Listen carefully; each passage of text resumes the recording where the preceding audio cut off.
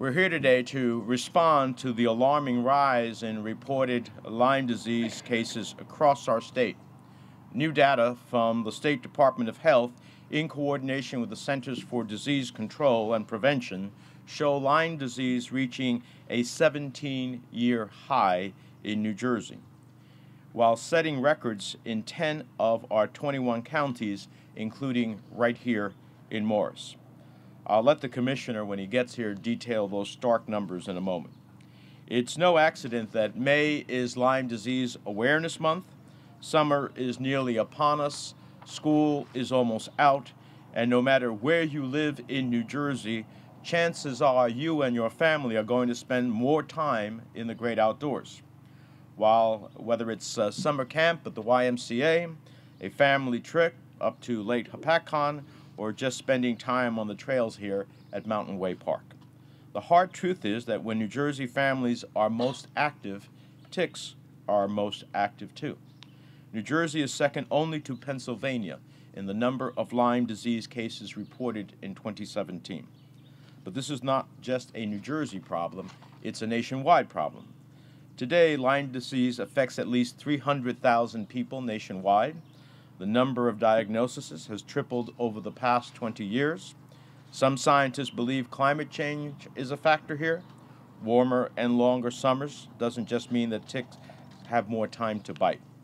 Higher temperatures may also drive animals that carry tick-borne illnesses to new areas, making new populations of America susceptible.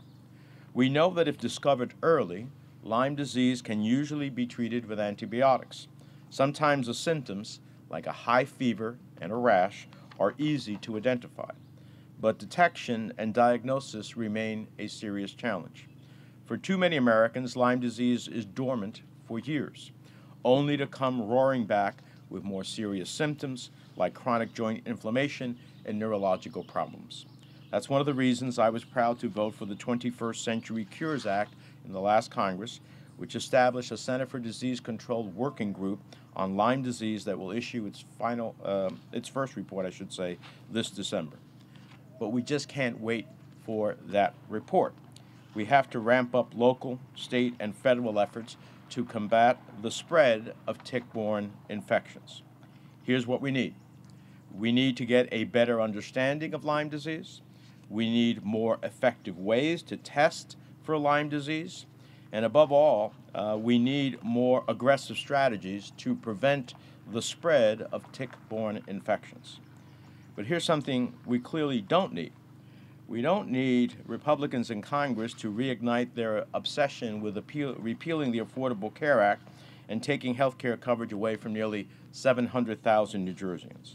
That's why throughout the spending debate that took place this spring, I was laser focused on expanding access to health care and investing in programs that are vital to New Jersey families.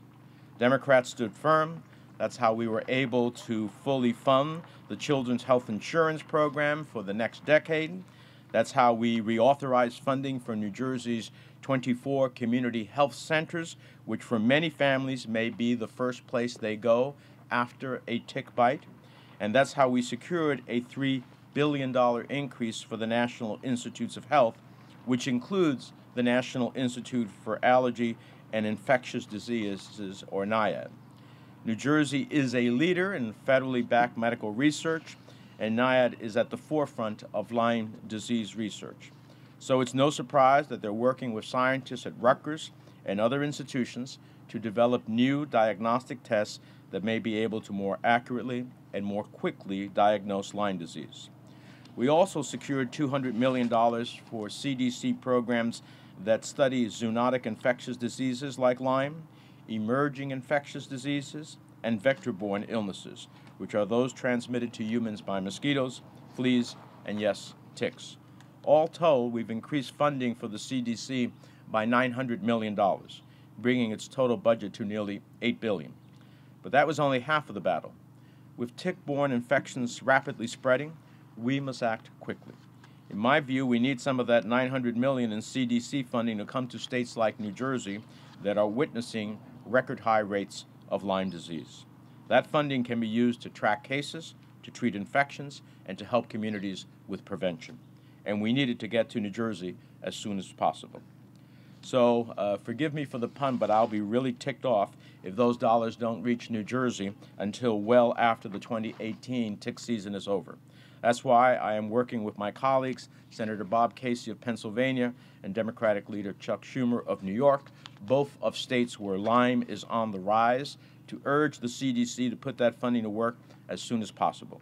We need an all-hands-on-deck effort to combat the growing spread of Lyme diseases, and I'm glad to have several experts here today with me in this fight to speak about our challenge, to speak about some prevention information, and to give us a sense of the totality of our challenge.